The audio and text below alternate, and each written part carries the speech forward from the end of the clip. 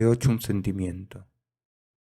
Historia de la banda precursora del heavy metal en Argentina por Ana Mourín.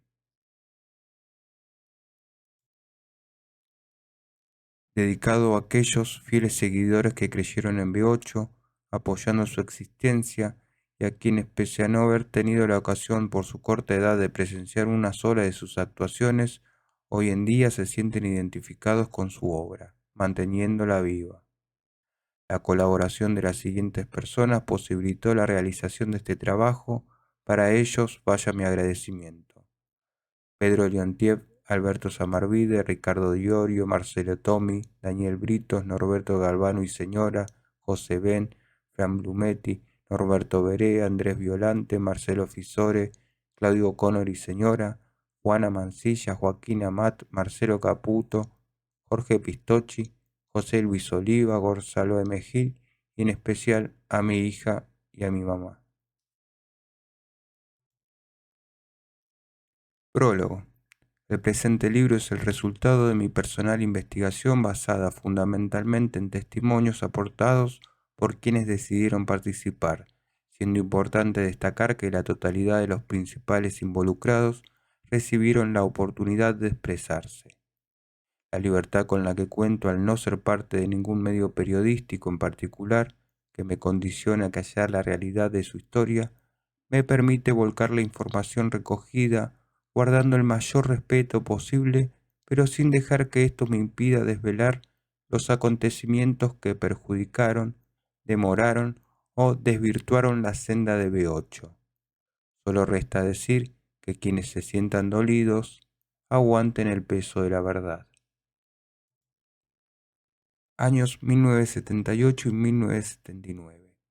Durante toda la mañana de un sábado del mes de julio del año 1978, los pobladores de las zonas lindantes a santos lugares escucharon por autoparlantes la publicidad que anunciaba la proyección por única vez de la película La canción es la misma de Led Zeppelin. Fundamentalmente atraídos por el deseo de verse reunidos en un tiempo que mezquinaba oportunidades, los rockeros de todas las edades se convocaron en el cine de santos lugares. Allí, aquella especialmente fría noche de invierno, un chico de 16 años llamado Ricardo Iorio conoció a un tal Ricardo Moreno, de 18, a través de cuya amistad se originaría la creación del grupo más pesado, rebelde y contestatario de la escena musical argentina, B8. Ricardo Chofa Moreno había nacido en Capital Federal, viviendo hasta los 10 años por la avenida Entre Ríos, edad en la que se trasladó a la localidad de Caseros, provincia de Buenos Aires. Hijo de madre soltera, su niñez la soportó sin conocer el molde de la figura paterna, pero con toda la dedicación de su madre, quien trabajaba en los quehaceres domésticos de una casa de familia, conformada por un matrimonio mayor que adoptó espiritualmente a Chofa, considerándolo como un nieto y brindándole la poca seguridad económica que le ofrecía el panorama de su vida. Pero la personalidad de Chofa quedaría sellada definitivamente al padecer de asma crónica, cruel enfermedad que arrastró consigo desde muy temprana edad, prohibiéndole saltar y correr libremente en su infancia y posteriormente, en su adolescencia, cortándole más de una diversión al no permitirle nunca olvidar la inferioridad de sus condiciones físicas. No resulta extraño entonces que fuese un muchacho introvertido, de pocas palabras, celoso de sus sentimientos y dueño de un espíritu ligeramente burlón, gustándole extraer de la gente sus características más pronunciadas y satirizarlas. Su paso por la secundaria duró unos 3 años cursados en un par de escuelas de enseñanza industrial en la zona noroeste del Gran Buenos Aires. Al dejar atrás esta etapa, ya le atraía la música y así es como poco tiempo después logra comprarse una guitarra Fame usada y ante la necesidad e imposibilidad de adquirir un equipo, arma uno mediante sus conocimientos de electrónica, adaptándolo al chasis de un televisor. Notando la buena relación creada entre él y su instrumento, Chofa advierte que cuenta con algo no muy común llamado talento, e intuye que tal vez no todos los caminos le estén vedados, por lo que dedica todo su tiempo a tocar la guitarra, siempre y desde el vamos, con el firme convencimiento de hacer rock bien pesado. Ricardo Iorio nació en el Hospital Carrillo de Ciudadela el 25 de junio de 1962 y creció en la zona sur de Caseros, donde hoy se encuentra el barrio Carlos Gardel, provincia de Buenos Aires. Fue el segundo hijo de un matrimonio muy joven de escasos recursos y desde su infancia manifestó su rebeldía a toda imposición autoritaria. Sus estudios primarios dieron muestra de su desinterés y despreocupación, y la etapa de la secundaria la vivió como una interminable pesadilla en la cual sus continuas manifestaciones de insurrección y desgano motivaron su paso por varios establecimientos educativos, siempre de enseñanza industrial. Por el año 75 Ricardo tenía 12 años y ya escuchaba grupos como El Reloj y Manal. Cursando el primer año en el ENET número 1 Italia San Justo, le llegan rumores señalando la existencia en Lomas del Mirador de la sala de ensayo del Reloj. De ahí en más Iorio recorre la zona en largas caminatas solitarias, con la ilusión de poder escuchar algún ensayo de este grupo. Tras insistentes pedidos, finalmente en junio del 78 llega a sus manos el primer bajo, un Fine Jazz Bass de color blanco regalado por sus padres en ocasión de su cumpleaños. Su interés por la música despertó a temprana edad, siendo entonces demorado por un impulso depredador de todo aquello que lo rodeaba y luego alentando al desarrollar todo su potencial de rebeldía, causa fundamental en esta historia, puesto que el reniegue de Iorio fue el bastión sobre el cual se afirmó la obra de B8. Un mes después de aquel primer conocimiento en el cine de Santos Lugares, Ricardo Iorio encuentra a Carlos Aragonés, uno de los amigos que acompañaban a Moreno esa noche, en una disquería de Caseros y comienzan a relacionarse musicalmente. Como resultado de esto, el 21 de septiembre tocan en una escuela ubicada en las calles Urquiza y Lisandro de la Torre de Caseros, a donde ambos concurrían en horas nocturnas, presentándose bajo el nombre de Alarma, acompañados en la batería por Sandro Castaña, de la misma división de Iorio. Poco después de comenzar, la directora del establecimiento intentó frenar su actuación, espantada ante esa música violenta, pero sin poder conseguirlo por la presión que ejercieron los estudiantes presentes, quienes copados pedían que el grupo continuara. A raíz de los comentarios de esta presentación rumoreados en el barrio que le llegaron a Chofa por intermedio de Aragonés, estos dos comienzan a frecuentarse. En los primeros días de octubre, Ricardo Iorio se reencuentra con Moreno en la casa de este, situada en la calle Sudamérica del barrio de Caseros, y en cuya puerta pintada de rojo se podía ver la característica S de Sabbath. Allí Iorio escucha por primera vez a este grupo, ya que Chofa contaba con todos los discos de Black Sabbath editados en el país.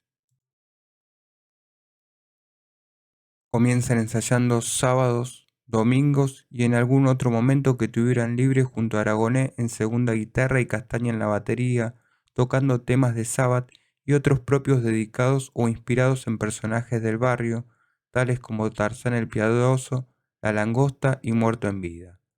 Los instrumentos se hallaban a merced de las necesidades biológicas de 28 gatos que hacían inevitable una limpieza de los mismos previa a cada ensayo. Finalmente, cuando estaba todo listo y comenzaban a tocar, entraban en escena los vecinos presionando para que dejaran de hacerlo. Uno en particular, don Pipo, se enfurecía a tal punto que era habitual verlo gritar, maldecir, amenazar y hasta cortar la electricidad en vanos intentos por detener ese ruido infernal.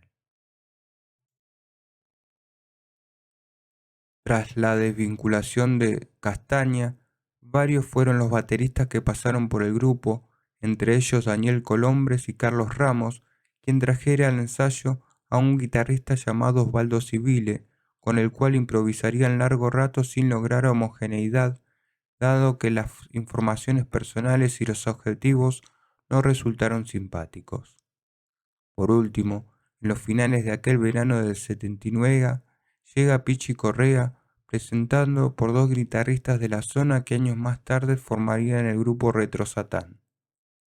Con esta formación, Moreno, Iorio, Aragonés y Correa consiguieron realizar 3 presentaciones con el nombre de Comunión Humana. 2 de estas presentaciones fueron durante los carnavales en los clubes América y El Triunfo, situados en las inmediaciones de la avenida Mitre y Roosevelt en el partido de 3 de febrero. Como anécdota, cabe acotar que aquella noche de carnaval, concluido el impostergable ensayo de los sábados, un conocido disponía de un camión volcador de la Armada en el que cargan todo y deciden ir a brindar el show al primero de los clubes anteriormente nombrados, cuyas paredes estaban pintadas coloridamente y se dejaba leer la siguiente inscripción: a todo ritmo con rock. Aquí, previo permiso de responsables, Comunión Humana plantó su precario equipamiento y comenzó a entonar sus duros temas, los cuales no agradaron precisamente al público presente, netamente inclinados a la carnavalesca cumbia. Cuando la situación se tornó insoportable, fueron forzados a partir y lo hicieron hacia el club El Triunfo, donde 6 fueron los espectadores, 2 tomaban un vino, otros 2 estaban detrás del mostrador y una pareja medianamente joven intentaba bailar rock and roll al son violento e incomprensible del grupo. Con esta misma formación, Iorio y los hermanos Cristofanetti organizan una presentación con aire a festival en el club italiano Uniti, ubicado en la avenida San Martín del 3 de febrero en el mes de abril del mismo año. En esa oportunidad el escenario fue compartido por 4 bandas integradas por amigos y allegados con diferentes ondas e identificaciones musicales. Comunión Humana cerró el espectáculo, en el que solo la voz tuvo reamplificación, pero en el que se contó con algunas luces, aunque de las 50 personas que pagaron la entrada, solo 20 presenciaron el espectáculo íntegramente. Luego de estas actuaciones, tanto Chofa como Ricardo advirtieron intuitivamente de la buena simbiosis creada entre ellos, basada tal vez en el respeto y reconocimiento que inspiraba Chofa y el empuje y la decisión que transmitía Ricardo, y resuelven abrirse de comunión humana. Así es como se gesta la idea de formar una banda muy dura que representara e identificara los sentimientos y las vivencias de los jóvenes, ellos mismos inmersos en la represora, ignorante y patriarcal realidad en que vivían. Con ese fin, aprovechan cada momento libre juntándose en la casa de Chofa y empiezan a crear temas como Voy a enloquecer, grabado años después con graves modificaciones bajo el título No enloqueceré, Muy cansado estoy, Si puedes vencer el temor y Maligno, todos respondiendo a la composición de Ricardo Moreno y a la autoría de Ricardo Iorio. Luego de 2 meses de ensayo, llega el momento de integrar a la banda a un baterista y lo hacen por medio de un aviso publicado en la revista Segunda Mano, al que respondió Gerardo Osenberg, quien contaba con 3 puntos a favor: tenía una buena batería, ganas de tocar y disponía de un lugar de ensayo. Este último era un factor importante, ya que la situación con la que se llevaban en el vecindario era insostenible. Las mujeres del barrio los miraban con asco y los niños se asustaban al verlos, por lo que seguramente ha sido una gran satisfacción que años más tarde esos mismos chicos, crecidos, captaran la idea y el sentimiento de esta música, asistiendo a posteriores conciertos metálicos. El grupo aún carecía de nombre, barajándose en su búsqueda, algunos como Hydra, pensado por Chofa, y acompañado por un dibujo en el que se visualizaba un hombre mutante con una guadaña, RGR, propuesto por Osenberg, con las iniciales de los 3 y bloque, por Ricardo, que lleva un dibujo alusivo que contenía una mano emergiendo de las profundidades de la tierra con un pedazo de edificio. Volantes de este dibujo fueron repartidos por él en la Plaza Las Heras y Coronel Díaz, donde en aquellos momentos, los días domingos, se efectuaban todo tipo de canjes relacionados con la música.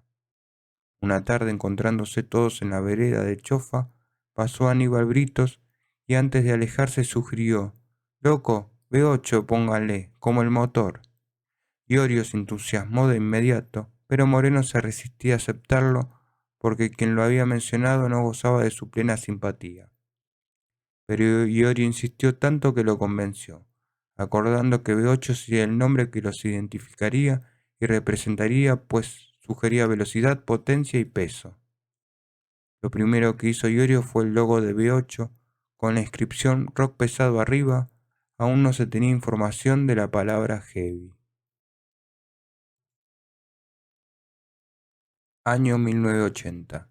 La primera presentación en vivo de B8 tuvo lugar en el Club Saores de Villa del Parque, Capital Federal, en julio de 1980.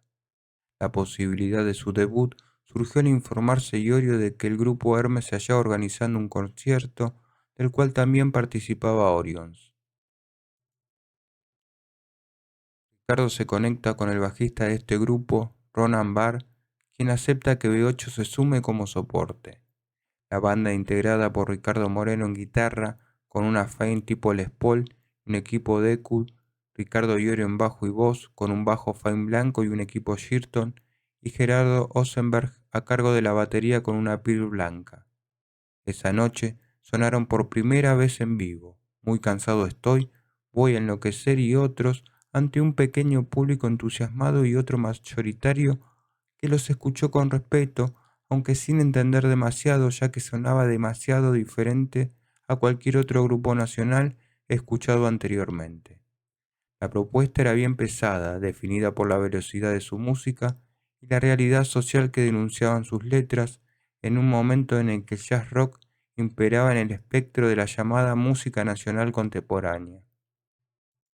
En la primavera B8 ofrece su segundo show, esta vez convocado por Orions, a raíz del interés que la banda había despertado con su actuación en Villa del Parque. Realizado en un salón de la calle La Prida de la localidad de Villa Martelli y publicitado mediante algunos volantes y afiches de fabricación casera, a este concierto acudieron mayormente gente mucho más grande que casi por tradición concurría a ver qué pasaba.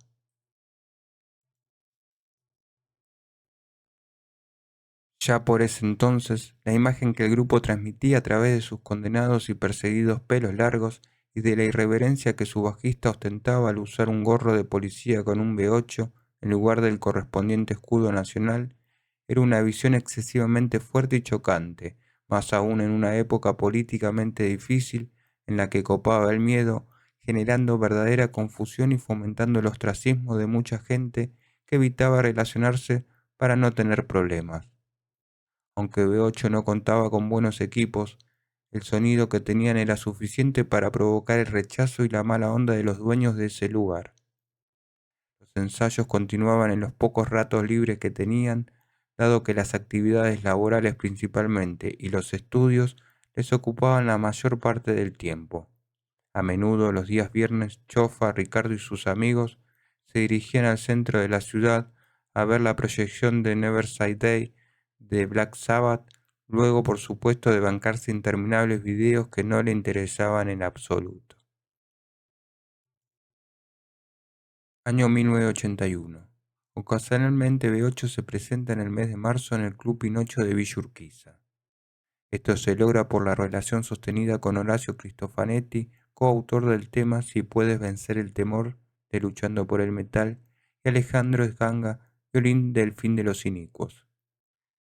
Esa noche tocó también Doctor Rock ante un público compuesto por músicos, gente que prestaba equipos, los eternos allegados y algún que otro pibe con una pelota en la mano que miraban como preguntándose ¿qué hacen en mi cancha? B8 se presentó también en la sede del Racing Club de Villa del Parque en octubre en un show organizado por Hermes y junto a otras bandas rock and rolleras como Sidecar, HRD y la banda del innombrable conocido en el ambiente por Mufa. Este concierto fue la última presentación de Gerardo Osenberg por no poder responder al molde pesado que se requería en la banda, dando lugar entonces a Alejandro Colantonio, alias Pesadilla, oriundo del barrio del Magro. El nuevo integrante introdujo en la banda la energía de sus dos bombos y la influencia de grupos como Motorhead. Un amigo de él llamado Pedro había realizado el dibujo de la hiena que, modificado posteriormente por Iorio, motivó el tema de Hiena de Metal grabado en el primer disco del grupo. Una nueva etapa comenzó en B8, no solo se afianzó el sonido, sino a través de este, aquella idea primitiva comenzó a tomar una forma más concreta y definida. Al desvincularse Osenberg, B8 se quedó sin lugar de ensayo. Así comenzó un largo peregrinaje por varias salas de ensayo de las cuales eran echados como lacras, despreciados por no hacer jazz o tan siquiera rock and roll. Los dueños de la sala consideraban que la música de B8 era un quilombo de mierda para gente ignorante que carecía de toda cultura musical. Finalmente llegaron a una sala ubicada en la calle Zamudio y Salvador M. del Carril, Capital Federal, donde pudieron quedarse por algún tiempo. Año 1982. Por ese entonces una idea rondaba por la mente de Iorio organizar un concierto con varias bandas.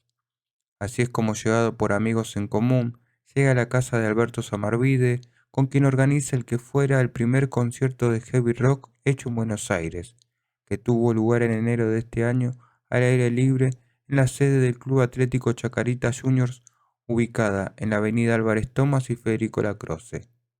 Para esto, van juntos a hablar con la comisión directiva de un club que vivía su decadencia y obtienen la aprobación sin establecer claramente qué tipo de bandas se presentarían.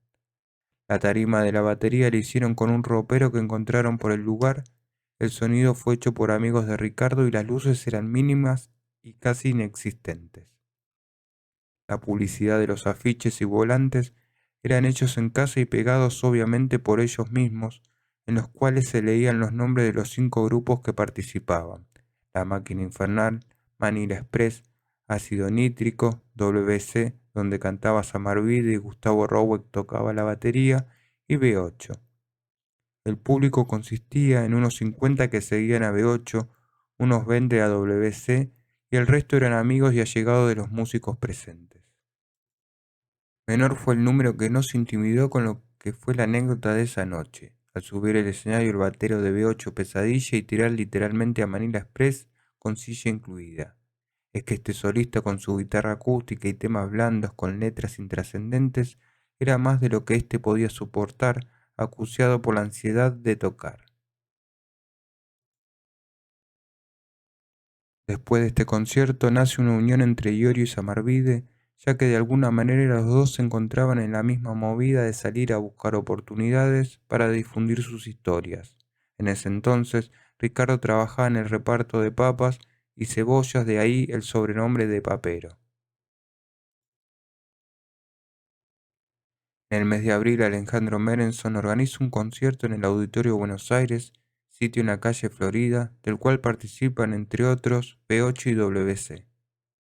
Tal vez el lector sepa de quién estamos hablando si se le refresca la memoria y asocia el nombre de Merenson con los famosos videos inéditos de Deep Purple que este señor se había encargado de publicitar, vendiendo las respectivas entradas para verlos en la Federación de Box, Castrobarro 75, y que jamás ocurrió, como tampoco se hizo realidad la devolución del importe de las entradas, generándose lógicamente disturbios ante tamaña estafa que propiciaron la intervención de los uniformes azules, quienes, como de costumbre, se equivocaron totalmente al reprimir el efecto y no la causa del problema. Pero volvamos al Auditorio Buenos Aires. Para indignación de muchos y sorpresa de pocos, Merenson sube con su grupo adueñándose del escenario hasta las 4 de la mañana. En ese entonces los horarios de los conciertos eran otros.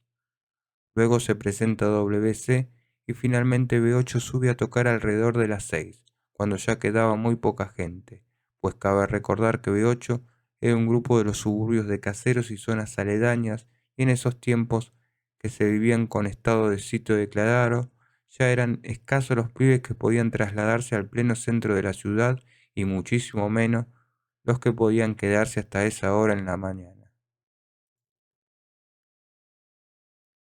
B8 solo logra hacer un par de temas antes que corten la energía eléctrica, enterándose de esa manera que todo había terminado, pues a pesar de haberles hecho vender 50 entradas a cada grupo y de tener que saldar ciertas cuentas, Merenson había desaparecido con el monto de las entradas, algo que fuera una constante a lo largo de la historia de B8. Ya en WC existían roces entre el guitarrista y Samarvide, ocasionados por las diferencias musicales e interpretativas de cada uno.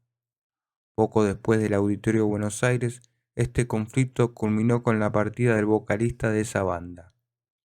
Un mes después llegó a la casa de Iorio, quien se hallaba buscando un cantante, y charlan acerca de lo sucedido, y así es como Alberto Samarvide ingresa a B8.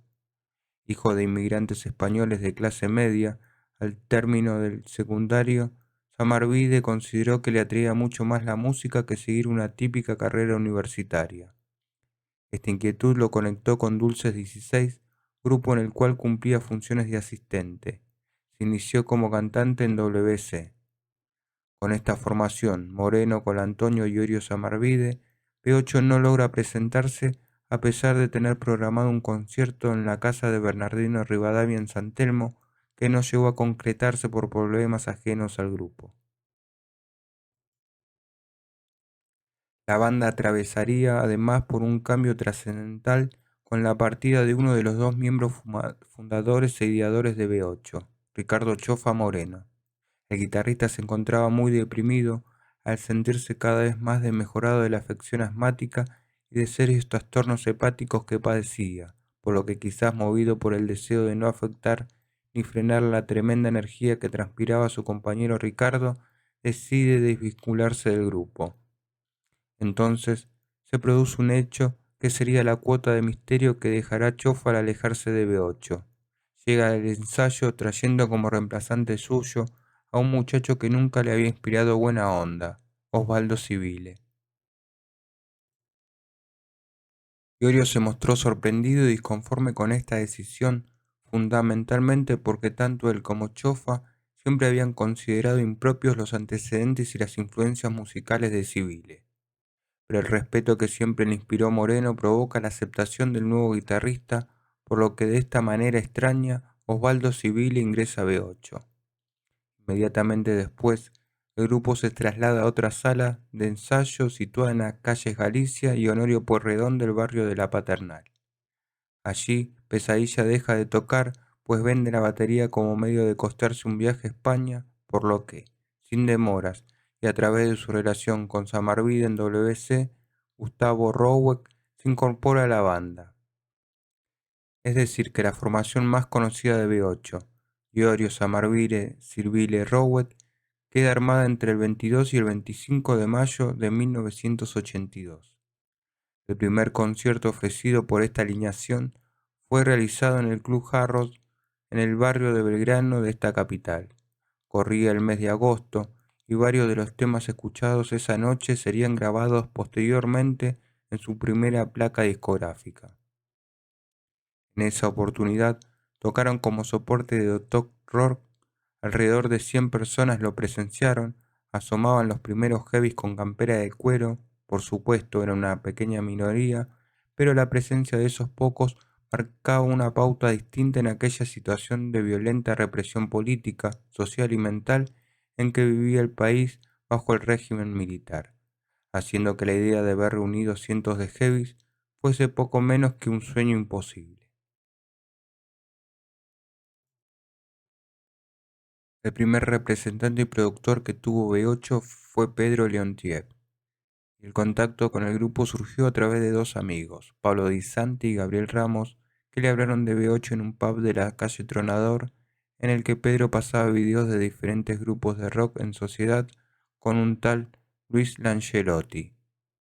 Tanto insistieron estos chicos que al día siguiente va este último al ensayo y es tan bueno al parecer que trae que Pedro decide presenciarlo, quedando de tal manera alucinado que propone manejarlo junto a su socio, quien poco después, inteligencias de por medio, quedaría fuera de esto.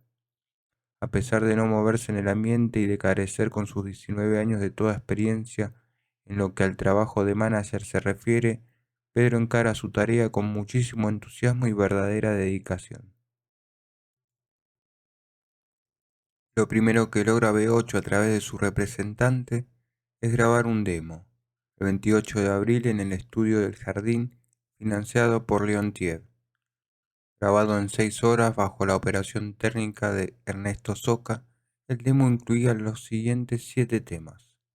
Muy cansado estoy, Tiempos metálicos en una versión que más tarde fuera pulida, Maligno, jamás editado, Llena de metal, Destrucción, Parcas sangrientas y Voy a enloquecer.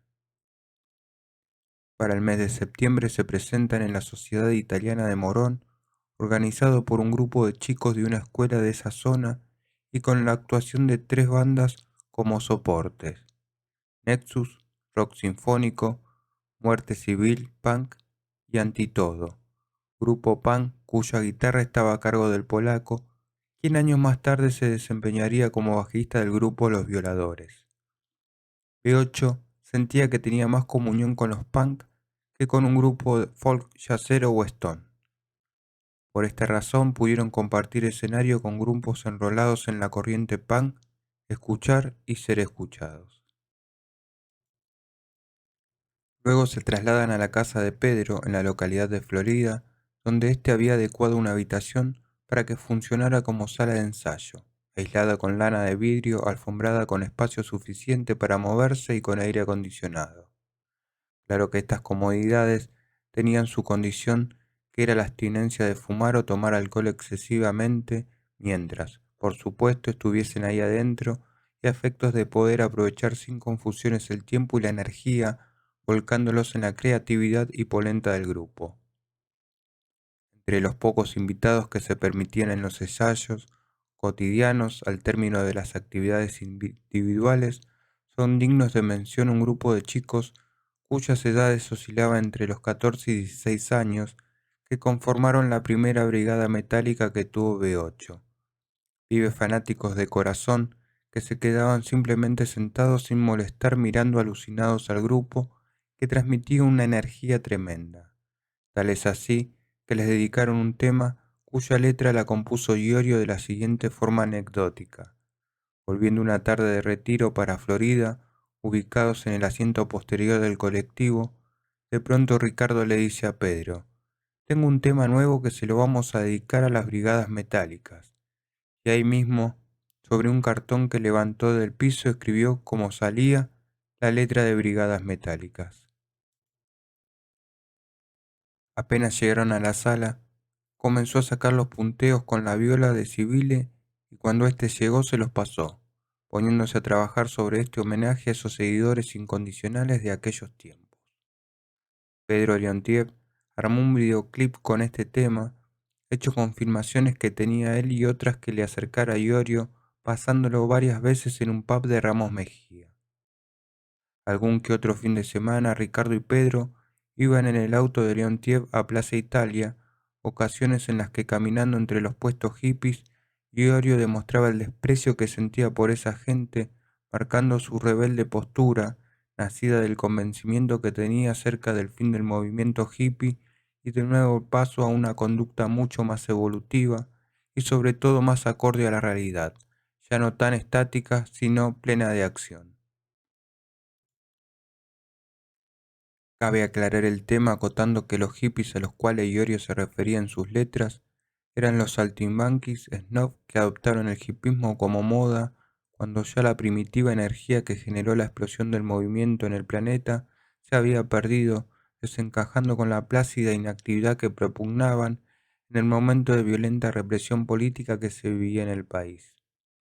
El 21 de septiembre Samarvide asiste a un festival realizado en el Parque Sarmiento, donde entre otros se presentaba Riff. Allí el cantante tiene la oportunidad de dialogar con Papo y lo invita a escuchar un ensayo de B8. La semana entrante Cae Noberto Napolitano a la sala y ahí les comenta que se está organizando un festival grande, por lo que rápidamente Leontief se mueve logrando concretar la presentación de B8 en Bar Rock 82, evento que se realizaría en el espacio abierto del Club Obras Sanitarias. El paquete publicitario de este festival incluía una nota gráfica y una presentación por televisión. La que fuera la primera nota del grupo fue publicada por la revista Pelo de la editorial Magendra, organizadora del Bar Rock. El reportaje lo efectuó J. M. Silveira y para esa ocasión Pedro le pidió prestado un traje y un reloj a su hermano, movido por su afán de cuidar la imagen que supuestamente un manager debía tener y evitar así que B8 fuera tomado a la marchanta. La actuación en TV se produjo en el programa Rock R.A., cuya puesta en el aire tenía lugar los domingos al mediodía por el canal 13 de esta capital. Estando en el canal y habiendo armado ya los equipos, surge un inconveniente con la cinta abierta que habían llevado, al no resultar apta para televisión, por lo que Iorio y Leontief parten velozmente rumbo al estudio Jardín, donde no pueden adecuarla.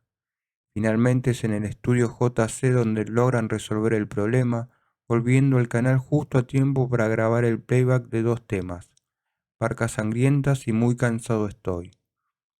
Cuando están finalizando, la correa de Iorio se zafa, obligándole a dejar de tocar por unos segundos para poder acomodarse el bajo, con la esperanza de que el camarógrafo no lo tomaría. Luego la producción del programa los tranquilizaría asegurándole a Leontief que con la compaginación se obviaba ese detalle, pero no fue así y hubo más de un llamado tras que la emisión saliera al aire, diciendo que el bajista era un genio al tocar con el bajo al revés. Claro, en ese momento no se tenía mucha conciencia de lo que era un playback, pero esto sirvió como anécdota humorística y así quedó en el recuerdo del grupo. También obtuvieron una pequeña difusión en el programa 9 p.m. de Radio del Plata, conducido por Lalo Mir y Elizabeth Bernacchi, donde a través de la hermana de Pedro que trabajaba allí como programadora, pasaron Muy cansado estoy en 3 o 4 oportunidades.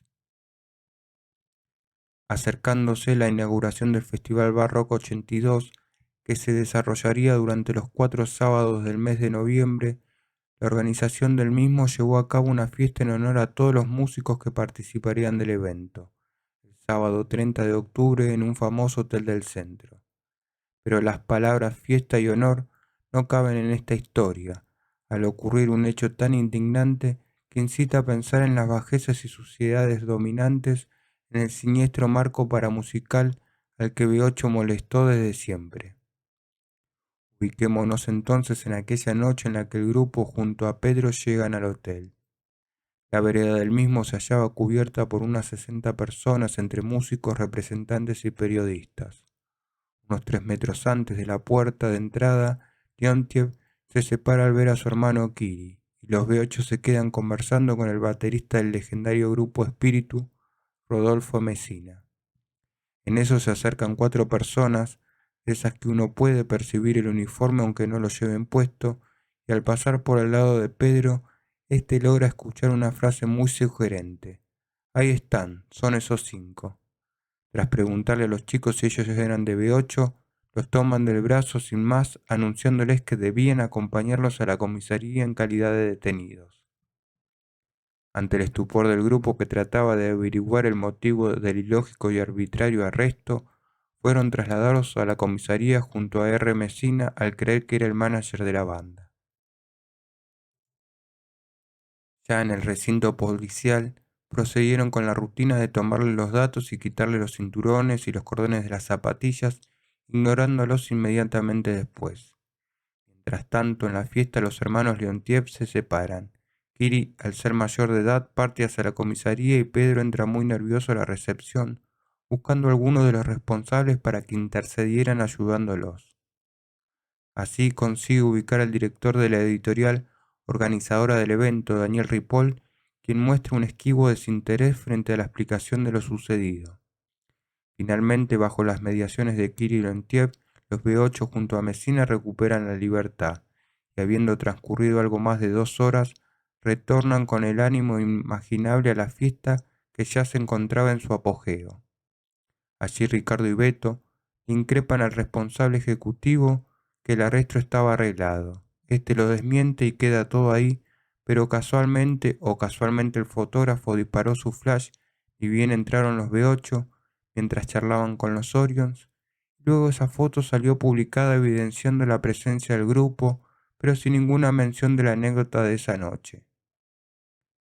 Todos los presentes se acercaron interiorizándose de lo sucedido, desde músicos hasta periodistas, adoptando una postura solo momentánea de repudio frente a este suceso, para luego ignorar el asunto eligiendo olvidar la solidaridad de manada en sus manifestaciones en el fondo de una copa o flotando en el ambiente, plácido método por el cual se continuó fomentando la oscuridad del avestruz que esconde la cabeza bajo la tierra. Actuación en Barrock. Esta actuación es exaltada porque constituyó un acontecimiento innegablemente definitorio de la historia del rock duro de este país. En aquel momento, Pedro no estaba muy de acuerdo en que se presentaran en este festival, ya que le parecía un salto muy grande para la banda que carecía de experiencia en escenarios grandes. Pero el grupo se hallaba muy entusiasmado con esa posibilidad, pues, aunque eran conscientes de los riesgos a que se exponían, consideraban que tocar para ese público eminentemente hippie era una buena oportunidad para dejar establecida su propuesta metálica, vale decir, estos somos y acá estamos. El día anterior a su presentación, B8 llega al estadio tal como habían sido citados. Luego de esperar varias horas, la producción les informó de la imposibilidad de probar sonido ese día, convocándolos para la mañana siguiente. El sábado llegan temprano, pero tras permanecer varias horas calcinándose bajo el sol, mientras el resto de los músicos los habían cómodamente instalado en una carpa especial con servicio de comida y bebidas frías, nuevamente les impiden probar sonido. Faltando pocos minutos para que B8 saliera a escena, Pedro se traslada al campo con su videocámara y se ubica al costado de la torre donde se encontraba el equipo de filmación contratado por la empresa y la producción del festival. El público se encontraba apaciblemente sentado, cual siesta de verano, esperando ver sus blancos ídolos y escuchar sus mensajes plenos de amor y paz, cuando de pronto irrumpe B8 sobre el escenario, con sus negras camperas de cuero, sus tachas y su cruda realidad plagada de inconformismo social. Un par de días antes, Ricardo y Jekyll, amigo y asistente, habían confeccionado las muñequeras que usaron ese día Iorio y Civile, y el parche de la batería lo habían forrado con una tela negra en la que se destacaba un B8 hecho con tachas. La imagen que ofrecía B8 sobre el escenario era incomparable a la de un grupo europeo, con pelos muy largos, cuero y una actitud enérgicamente rebelde. Ricardo Iorio usó en esta oportunidad un bajo flecha nunca visto en el país, hecho por él mismo con el mango del primer bajo que tuvo y que rompiera en el escenario del Club Jarros. Civile había preparado una fly especialmente para romperla en esta actuación, acción que luego juzgaría despectivamente la prensa con frases como la archiconocida rotura de guitarra, fuera de época. El equipo de filmación encargado de registrar el evento filmó íntegramente la actuación de B8 a través de sus cámaras dispuestas sobre el escenario, que entorpecían continuamente el libre desplazamiento de la banda, como la prueba la filmación que registró Pedro Leontiev. Sin embargo, no pudiendo excluirlo por la conmoción que su actuación produjo, B8 aparece en la película de Barrock, en una pequeña serie de imágenes detenidas como si fuesen diapositivas. Estando por terminar el show, Papo ingresa al campo provocando que la gente ubicada en la parte posterior del mismo comenzara a avivarlo bajo el grito de «Dale Papo». Esto es cizañosamente desparramado por la prensa al publicar un comentario en el cual decían que las personas presentes le habían dado la espalda a B8 por Papo. A esta altura de la actuación de B8 el sonido ya era desastroso, aumentando aún más el rechazo del público, incapacitado por completo más allá de la esquiva voluntad de apreciar con alguna nitidez la expresión musical del grupo. Los parlantes reamplificación encargados de tirar el sonido al público habían sido colocados debajo del escenario, bastando que unas pocas personas se colocaran adelante para formar un colchón que adulterara el sonido. Ahora bien, si a esto se le suma la falta total de experiencia del operador en cuanto al sonido que una banda de esta naturaleza requería, y la mala disposición de la que había dado suficiente muestra a la producción, el resultado inevitable no puede ser otro que el obtenido. Un sonido deplorable solo apto para sepultar a un grupo que creyera consagrarse mediante tal presentación. Pero en este punto B8 no entró en ningún momento, lo que le permitió sentirse satisfechos consigo mismos, ajeno a todo ese fatal entorno que envolvió su actuación y que no logró ni siquiera mellar su energía ni la firme convicción a la que apostaban. Convencimiento del que Iorio dio muestras cuando, al bajar del escenario, se le acerca el productor responsable del evento a aconsejarles se dedicaran a hacer música más tranquila, más centradora, explotando la imagen como secreto del éxito. A estas palabras el bajista contestó con una gloriosa puteada cara a cara. Inmediatamente después, acuerdan dirigirse a la casa de Pedro para ver la filmación, años después comercializada por manos ajenas a Leontiev, y al salir del estadio se encontraron con que así como la gran mayoría del público les había tirado mala onda, también hubo un grupo que había asistido a obras solo para ver a B8, retirándose luego de su actuación y aguardando en las puertas del estadio a los músicos para felicitarlos y brindarles todo su aguante. En la semana posterior, Pedro se reúne con los B8 para decidir si continuaba o no con su tarea, ya que se encontraba en un momento en el que deseaba invertir en el equipamiento de la banda, pero había algunas cosas en las que no estaba de acuerdo. Una de ellas fue que Pedro creía conveniente un receso del grupo hasta tanto no estuvieran bien armados, bien ensamblados, para lo cual proponía un concentramiento en los ensayos. Pero el enfoque profesional que Pedro requería no se adecuaba a los hábitos ni a la personalidad de los músicos, por lo que de esta manera decide no seguir con su trabajo. 10 años después de su desvinculación y entrevistado para la confección de este libro, Pedro Leontiev conmemora esa época como una de las más felices de su vida, recordando con nitidez los detalles del tiempo que compartió con la banda y afirmando que el B8 que él conoció era un grupo genuino, con un tremendo caudal energético y una marcada rebeldía que hacían de este un grupo muy evolucionado para esta época. Pedro Leontiev jamás quiso ocuparse de manejar otra banda. Al finalizar Pedro con su fusión en el grupo B8, se queda no solo sin representante y también sin sala de ensayo, por lo que, teniendo en cuenta las escasísimas posibilidades del grupo, se trasladan a la casa de Samarvide, donde preparan un lugar mínimamente adecuado en el sótano, integrándose sin pérdida de tiempo a sus ensayos. Una noche como tantas, faltando pocos días para la fiesta de fin de año, llega Papo al ensayo y les propone hacer un show junto a Riff y a los Violadores. Por supuesto que este último grupo y B8 fueron los soportes de Riff, como quedó claramente establecido en los afiches que el productor de Riff, Mundi Epifanio, mandó a imprimir, en los que se podía leer el nombre de sus manejados desde 100 metros de distancia y el de los otros dos grupos poco menos que con lupa.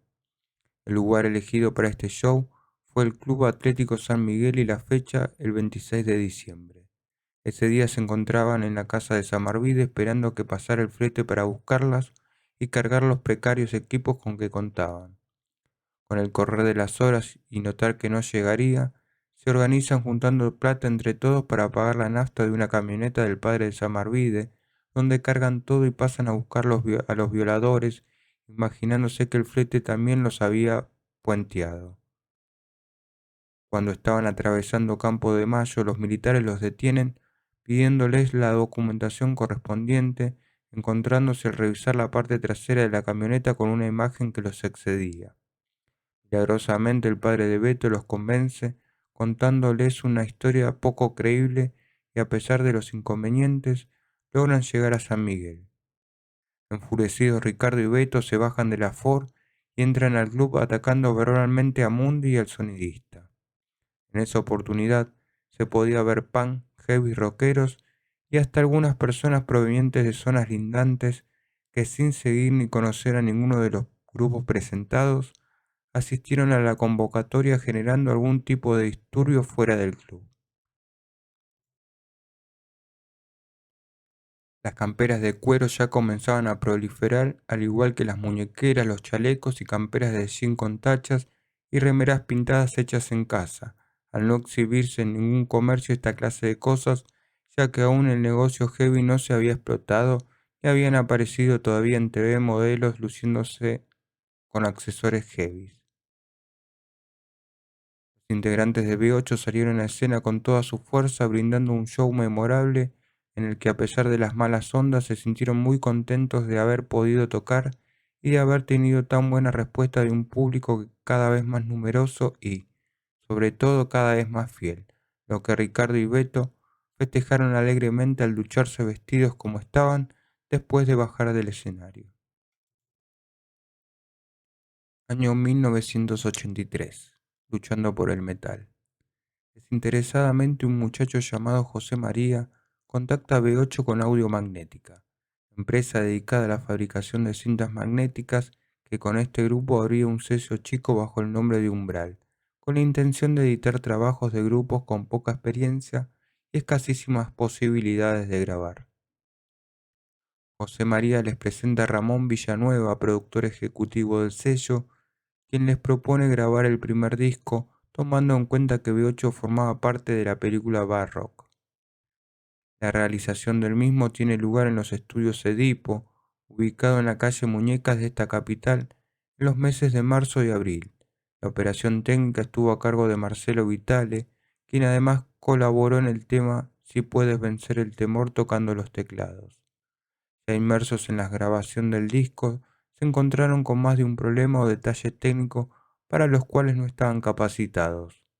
Es allí que entra en escena un personaje llamado Quebracho, curtido asistente de músicos con vasta experiencia, quien se unió a los B8, copado por la movida de la banda, cooperando infinidad de veces, habilitándoles cuerdas, ayudándoles a afinar, brindando consejos generales y enseñándoles en la operación de los controles y en los detalles de la mezcla.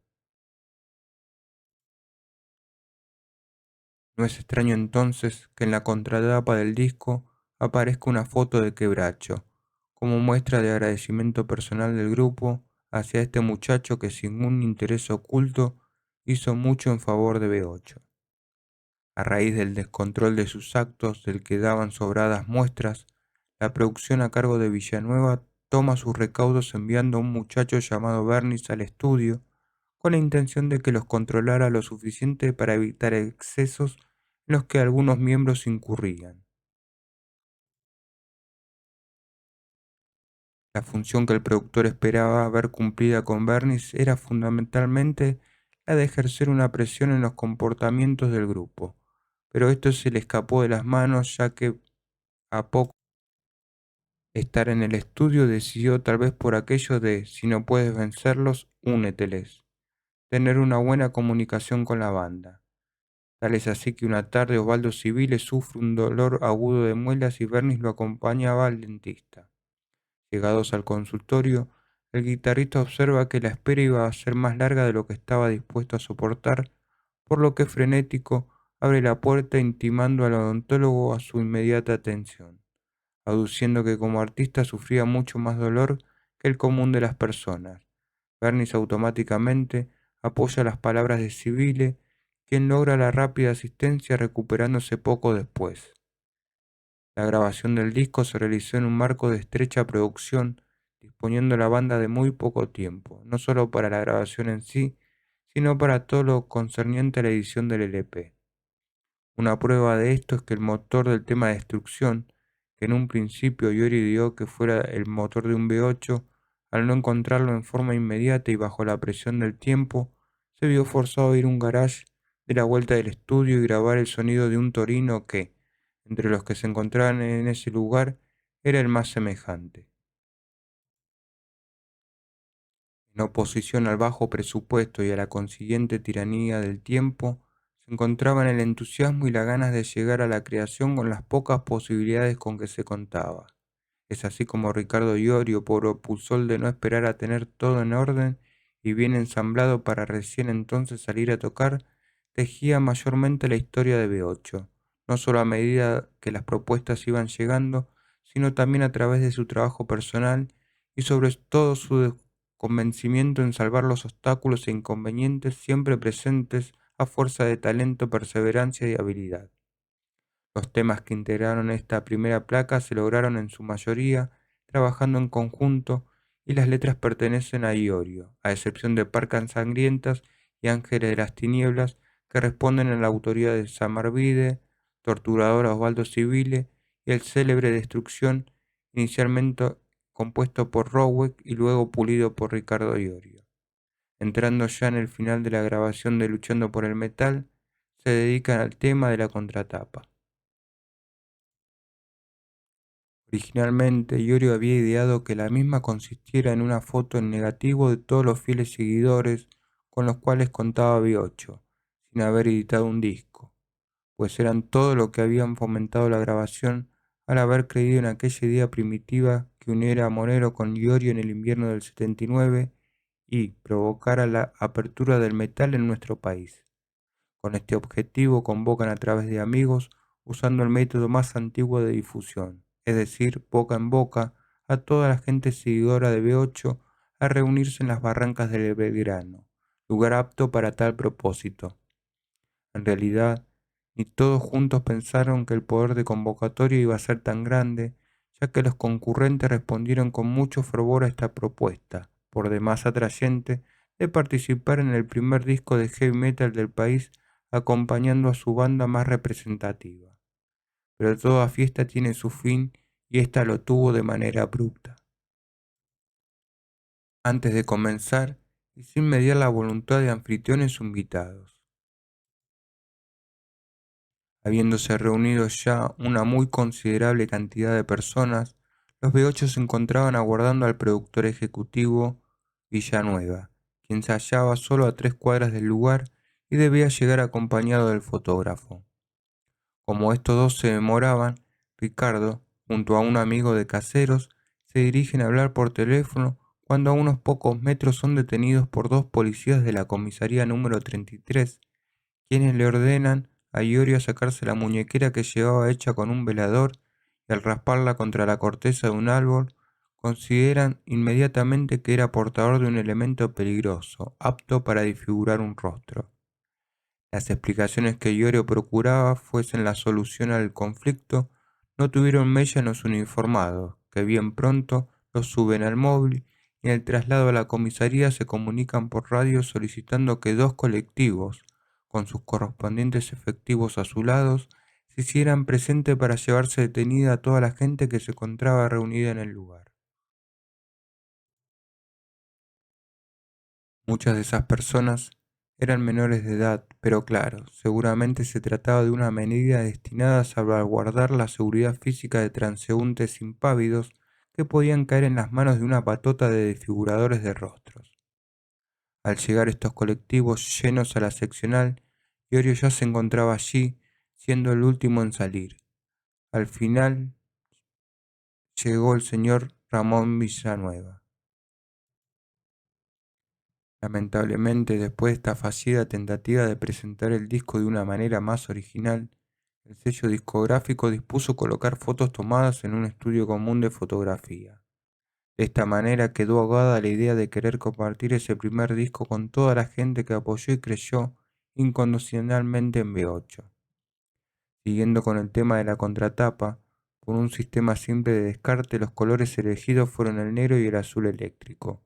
El título de esta obra a la cual nos referimos se debió, según cuentan años después Iorio, a una obsesión suya de sembrar un camino que posibilitase un espacio para los heavies y que la gente desde un colectivo, un kiosco o cualquier lugar vea un heavy y diga, ese es heavy.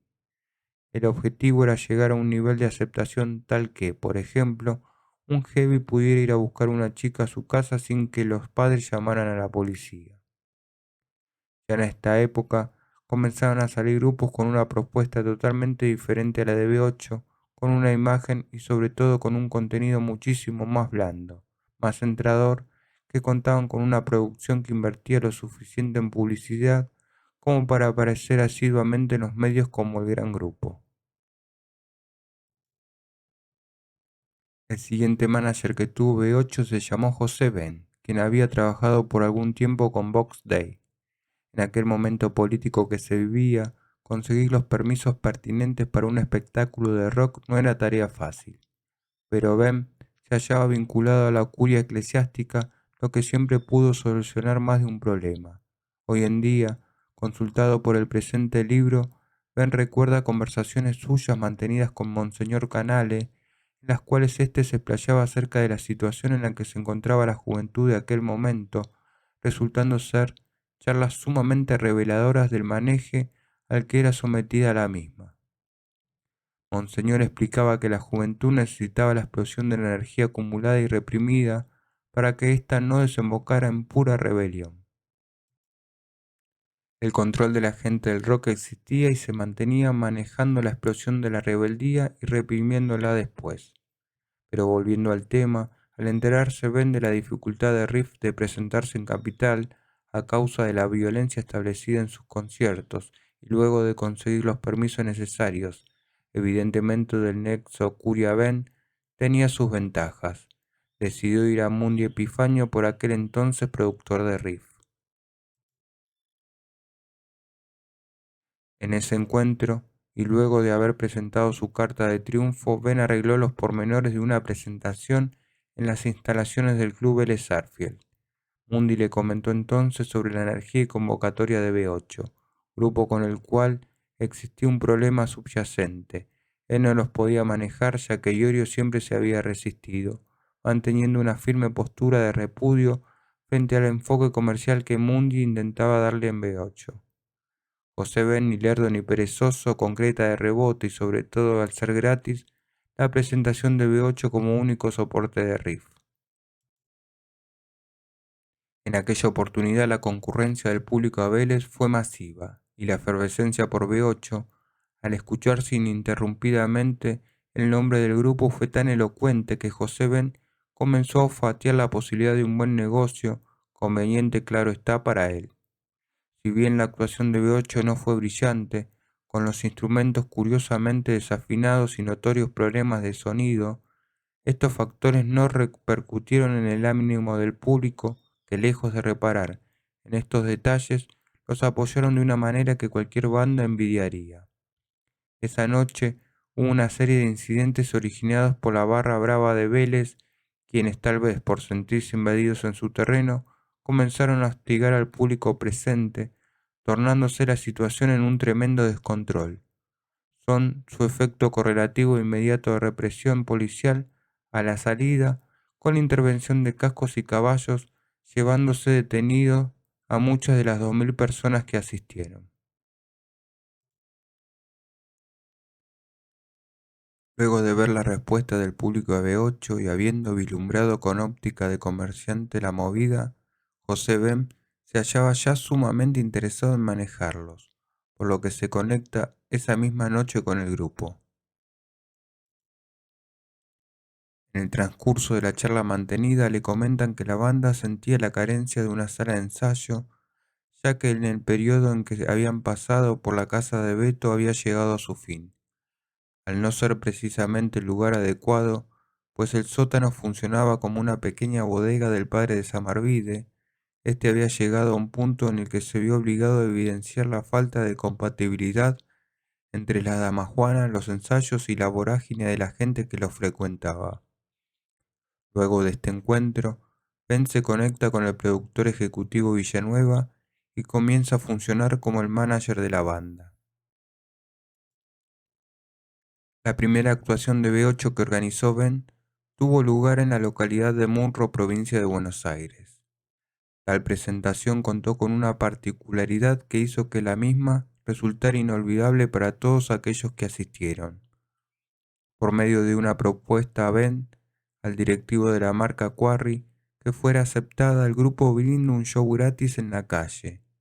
Para esta ocasión inédita que incitaba al asombro y a la curiosidad, se cortaron el tránsito la avenida Vélez Sarsfield, donde se montó un pequeño escenario enfrente al local del auspiciante. La concurrencia sumó unas 300 personas, muchas de las cuales no formaba parte del grupo seguidor de B8. habiendo asistido movidos por la cuota insólita que envolvía el espectáculo. A cambio de esta presentación, cada miembro de la banda recibió un pantalón o una campera a elección. Por oposición de Iorio y Samarvide, no llegó a concretarse la presentación del B8 en el pub Vinicius ubicado en la avenida Santa Fe y Callao. Este boliche en el cual pasaban videos y en el que la calefacción se encontraba encendida siempre al máximo, obligando al consumo de bebidas, era propiedad de Alejandro Merenson, quien nuevamente comete otra estafa al anunciar su actuación pese a tal oposición. La numerosa cantidad del público que asistió se vio engañado y propensa al descontrol, pudiéndose haber generado graves disturbios en los cuales se hubiera involucrado, sin tener nada que ver, el nombre del grupo. José Ben organiza entonces una gira por la provincia de Buenos Aires y de esta manera, del 9 al 11 de septiembre, la banda viaja a Pergamino, Arrecifes y Rojas. Para tal fin, contrata un micro en el cual viaja una troupe compuesta por los 4 B8, el loco Bui a cargo del sonido, el iluminador, los asistentes, el chofer, José Ben y dos periodistas de la revista Tren de Carga, C. González y el fotógrafo Eduardo de la Puente, quienes cubrieron la gira. Luego de varias horas de ruta matizadas con cerveza, buena onda en general, y las infaltables chistes de Gustavo Roweck, llegan a Pergamino, donde todos colaboran descargando los equipos en el gimnasio del Club 25 de Mayo. El recinto era un galpón con techo cóncavo de chapa, factor que derivó negativamente en el sonido. El rebote se dejó notar, mas el poco pero copado público que asistió no dio muestras de afectarse por ello, siendo importante acotar que la falta casi de publicidad fue decisiva en la concurrencia. Luego de esta presentación, continúan de inmediato el viaje rumbo a Arrecifes, con un Beto Samarvide entonando versos de un remoto cántico español inspirado por su abuelo. Al llegar comienza una tortuosa búsqueda de algún hotel que nadie quería arriesgarse a dar, escondiéndose la gente del pueblo para mirar escandalizados el paso por las calles de los B8 y su plantel de colaboradores. Finalmente la búsqueda culmina en un albergue transitorio, pues ya el cansancio acumulado adquiría proporciones demoledoras. En la mañana, ya repuestas las fuerzas, se dirigen al Club Almirante Brown, que no se diferencia del Club de Pergamino.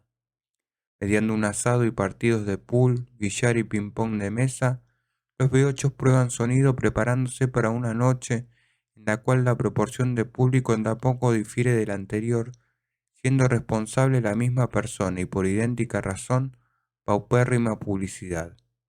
A pesar de esto, la energía de B8 logra una conjunción con el loco Boogie, quien se esforzaba por atenuar el rebote del sonido, brindar y estrenar un auténtico show heavy por aquellos lares. En la ciudad de Rojas, el panorama fue diferente.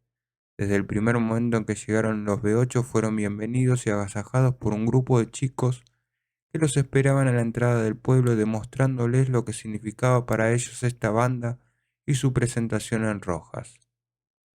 Mientras en horas de la tarde los asistentes se encargaban de armar el escenario, los B8 mantenían una entrevista con una revista local.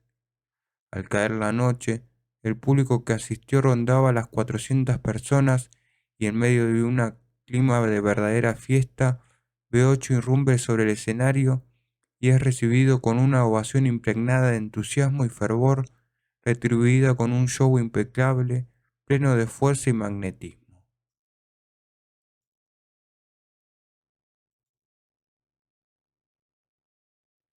Si bien Ricardo y Beto ya conocían a Noberto Buggy Galvano por intermedio de Papo, en el transcurso de esta gira nace un vínculo de amistad suficiente como para que, al regreso de la misma, B8 se traslade a su casa, transformándola en algo más que un lugar de ensayo, convirtiéndola en un punto de encuentro donde se pasaban varias horas al día arreglando diversos equipos que tenía el loco, en colaboración por la onda de Norberto Galvano, quien junto a su familia soportaría más tarde muchas locuras del grupo. Por este tiempo ya había sido editado Luchando por el Metal, placa que vendió 9.000 copias en 6 meses, a pesar de recibir severas críticas en cuanto a la calidad de su sonido. B8 se presentó además en Domingos para la Juventud, en aquel momento único programa de TV destinado a los jóvenes, y en los programas radiales 9 PM y Little Stone. El viernes 7 y el sábado 8 de octubre de este mismo año, B8 se presenta en el Estadio Obras como grupo soporte de Barón Rojo. Como invitado de B8 tocó el guitarrista Beto Frontera, de quien Civil era discípulo y amigo, dándose una especie de agradecimiento personal entre ambos. En la semana anterior a este concierto, los ensayos se efectuaron en las proximidades de la estación Fernández Moreno, provincia de Buenos Aires. La llegada de Barón Rojo al país se vivía con una gran expectativa plagada de entusiasmo, ya que era el primer grupo pesado del exterior que tocaba en Argentina en aquel momento político de represión y autoritarismo. Por supuesto, sin dejar de tener en cuenta que los varones eran españoles y no ingleses. La visita del grupo era tomada por las huestes metálicas y por los no tanto como un gran acontecimiento, ya que la presencia de B8 en Obras redondeaba y completaba la fiesta. Cuando Barón Rojo llegó a la Argentina, lo hizo creído que los B8 eran un grupo intrascendente. Luego de escucharlos la primera noche quedaron asombrados, exclamando a Campuzano al observar el show que eran tremendos, señalando que parecían un grupo europeo y que debían ir a tocar allá. Ese mismo viernes, B8 realiza su primer doblete presentándose en el Cine Ituzaingó frente a la estación de San Antonio de Padua. Hallándose el grupo tocando para un público que rondaba las 300 personas, y en un momento en que los músicos afinaban sus instrumentos, se desata una discusión entre unos inadaptados que intentaban robarse unos cables y uno de los asistentes, Jekyll, quien trataba de impedirlo. En el medio de la trifulca interviene otro personaje que merece un calificativo aún peor, el dueño del cine, quien enardecido sube al escenario y efectúa varios disparos al aire en una estúpida tentativa de calmar la agitación que se había originado al cortarse el sonido, desembocando finalmente en la rotura de numerosas butacas. Al sonar los disparos, la confusión ya fue total y en la desesperación de la gente que pugnaba por salir, se rompieron también los vidrios de las puertas. Alguien había llamado a la policía, quienes se hicieron rápidamente presentes, totalmente decididos a una represión que alcanzó características tremendas. En conclusión, y haciendo un ligero análisis de estos acontecimientos, los efectos negativos que se sustraen son que los que pagaron siempre la represión siguiente al bardo generalmente no tenían ninguna participación en el mismo, pero lo que constituyó seguramente el mayor perjuicio fue el daño que estos ignorantes provocaron en la movida heavy y en los que sí creían en ella, desde músicos hasta el público mismo. En el último estertor del 83 y de su propia función como manager de B8, José Bem organiza un concierto en el Estadio Cubierto de Platense el 23 de diciembre. Los ensayos previos a tal presentación se efectuaron en una sala ubicada en la avenida Rivadavia e Islas Malvinas, en la zona de Caballito. Allí, en un pequeño estudio adyacente, grabaron un demo del tema Deseando destruir y matar. Desde las primeras horas de la tarde en las que el grupo llega al estadio, la cantidad de gente que se encontraba merodeando en la zona era impresionante. El show estaba auspiciado por la revista Tren de Carga, regalándose en esa oportunidad ejemplares de la misma. Los grupos que acompañaron a B8 en calidad de soporte fueron Bloque y Brigadas Metálicas. Ben, sumamente hábil para los negocios, tenía un arreglo con Quarry, marca que por esa época había lanzado al mercado una línea de camperas y de jeans con lo que casi podría llamarse un toque metálico. A raíz de estos acuerdos personales, de los cuales B8 no tenía ni la más mínima información ni participación, el escenario en esa noche lucían cajas vacías de esa firma, ubicadas detrás de los equipos, y en el medio un B8 gigante de tergopol revestido en papel metálico. Entre las cajas se habían colocado bombas que se encenderían cuando B8 saliera a escena, superando ampliamente la habitual concurrencia. Cerca de 2000 heavies acudieron al que fuera para muchos el más grandioso de los conciertos de B8. En la apertura del show, los músicos fueron recibidos con el estallido delirante del público, que no menguó en ningún momento de la noche, ovacionando un grupo que no los defraudó, ofreciendo un show memorable. Los temas interpretados esa noche fueron todos los que conformaron Luchando por el Metal, presentando además varios temas como Deseando Destruir y Matar, La Mano Maldita, Ideando la Fuga y Lanzado al Mundo de Hoy, que más tarde formarían parte del segundo LP. Como músico invitado tocó Tito García, posteriormente cantante de Letal, desempeñándose en aquel entonces como segunda guitarra. Al finalizar el show, que transcurrió sin disturbios que lamentar y signado por la entrega de músicos y público, José Ben se retira prometiendo aclarar las cuentas al día siguiente. Pero cuando ese momento llega, Ben se disculpa explicando que el bruto de las entradas se lo habían comido los gastos y que por lo tanto no había un billete para nadie. Esto era algo bastante difícil de creer, aun para un grupo como B8, que no tenía en cuenta la parte económica ni invertía energía en tratar de mantener un control sobre el destino que seguía el dinero que aportaban sus seguidores a través del pago de la entrada. Aun cuando el número de gente en Platense había sido muy superior al acostumbrado, José Ben era plenamente consciente del descuido del grupo y en esta materia, y así es como inmediatamente después de esa reunión, y cometiendo su último acto de piratería con B8, Ben se toma unas preciosas vacaciones en las soleadas playas del Brasil. Entrevistado años después para el presente libro y ante la lógica requisitoria de estos hechos, Ben declara que se había copado con la onda del grupo tratando de hacer las cosas lo mejor posible, argumentando que recién si B8 hubiera tocado durante 10 años, más en forma continuada hubieran podido ver alguna moneda. Lo que no quedó claro ni pudo explicar este paracaidista del heavy fue de qué manera pudo pagarse esas vacaciones si no contaba hasta Platense ni siquiera con el monto necesario para el alquiler del club. Lo cierto es que más allá de sus explicaciones inverosímiles, José Ben es recordado por los miembros de B8 como uno de los personajes más siniestros involucrados alguna vez con el grupo.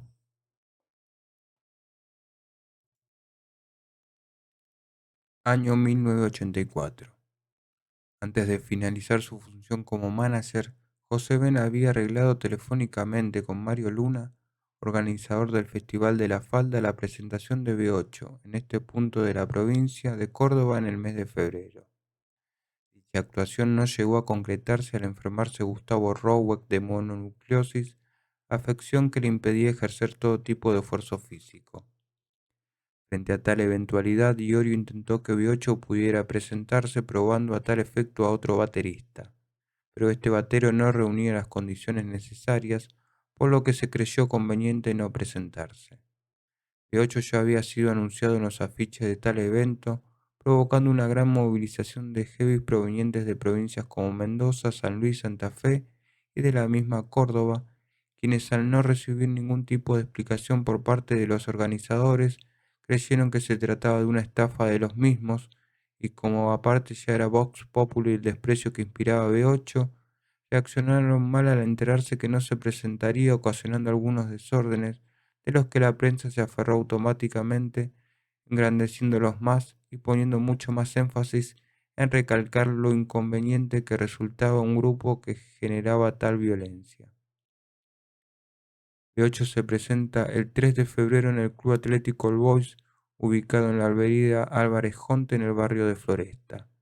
Este concierto fue organizado por Norberto Bugui y un boliviano de pocos escrúpulos llamado Jorge Montes, quien alardeaba de poseer contactos en Colombia que posibilitarían que B8 se presentara en ese país. Con este tipo de promesas consiguió su objetivo.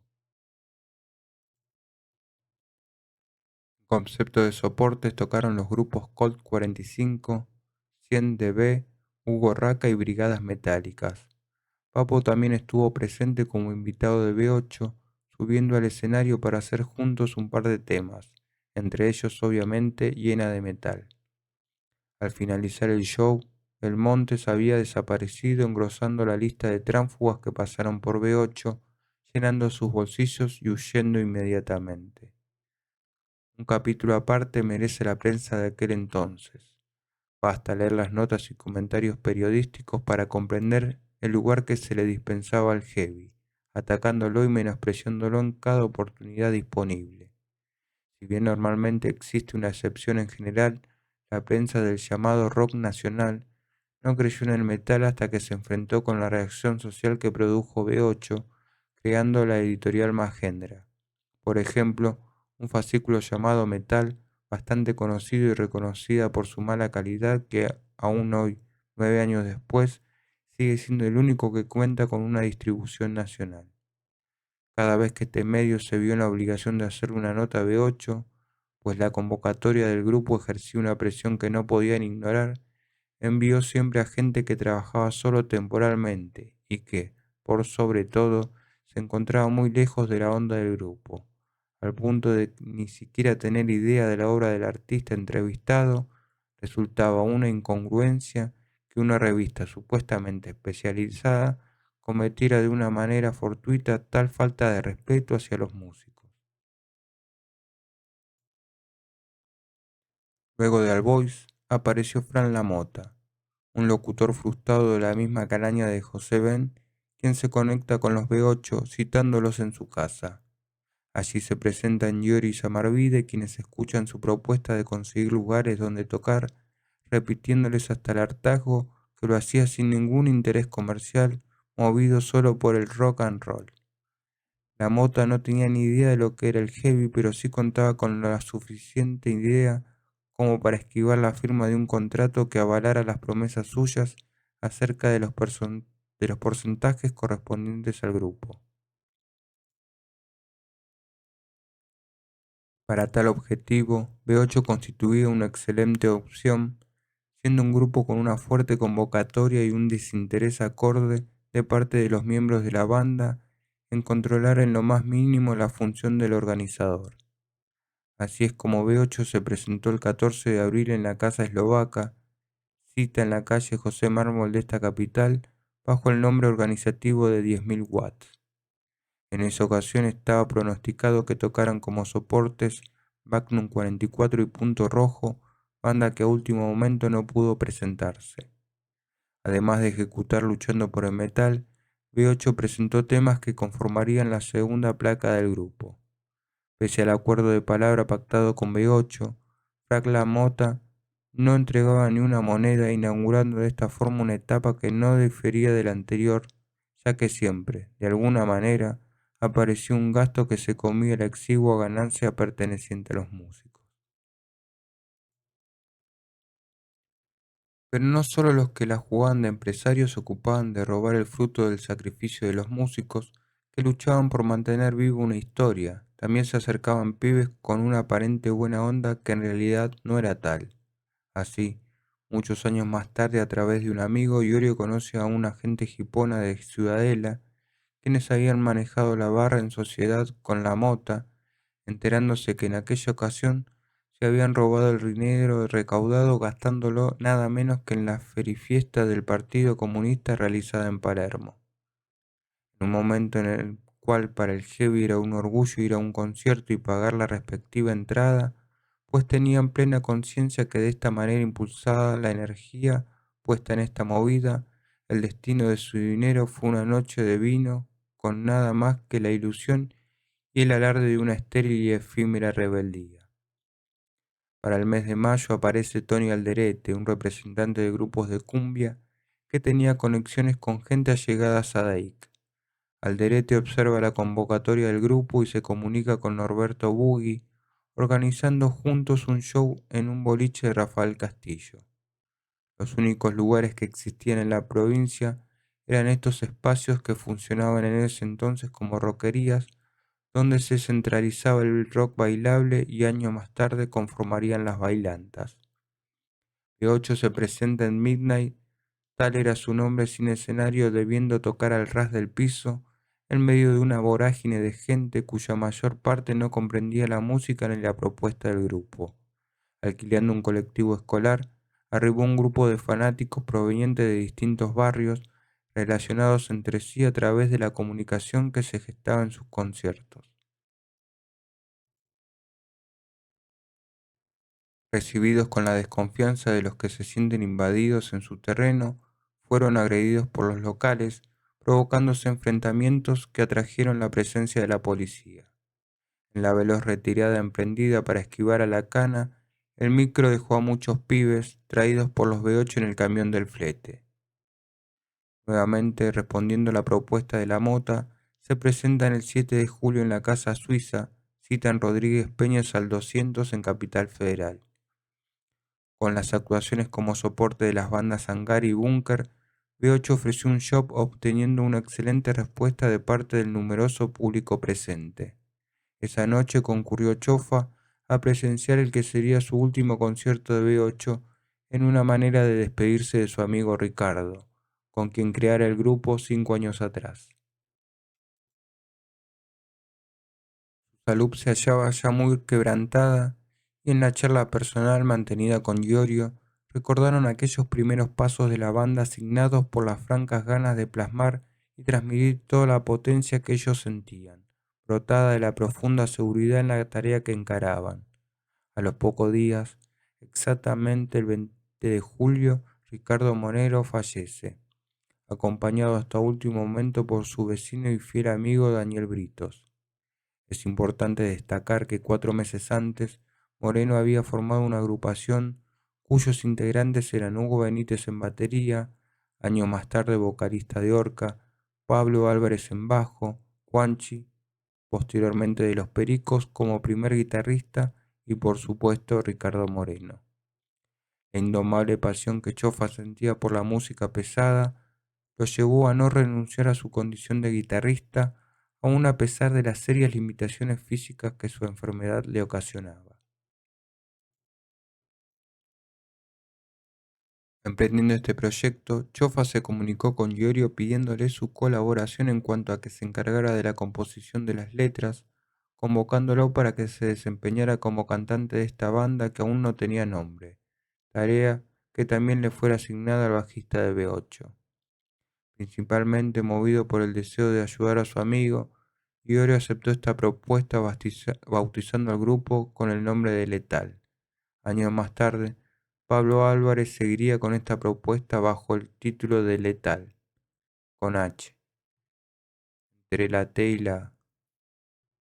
Así, paralelamente a su actividad con B8, el bajista comienza a concurrir a una sala próxima a Avenida La Plata, donde luego de escuchar los temas compuestos por Moreno, se dedica a trabajar en las respectivas letras.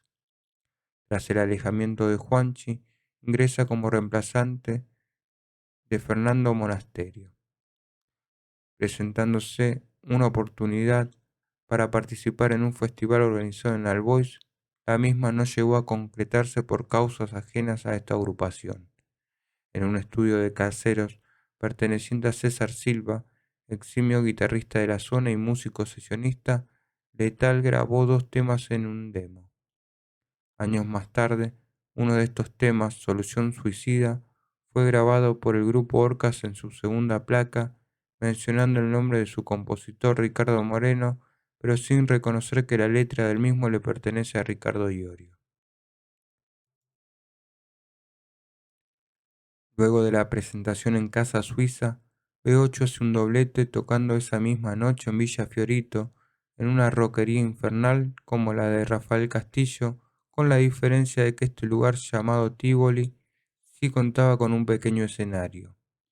En el público se podían observar travestis masmados inconscientes en el piso y otros saltándole encima, pero a pesar de que el descontrol era total, el dueño del boliche quedó más que conforme con la actuación del grupo, volviéndolo a contratar más tarde.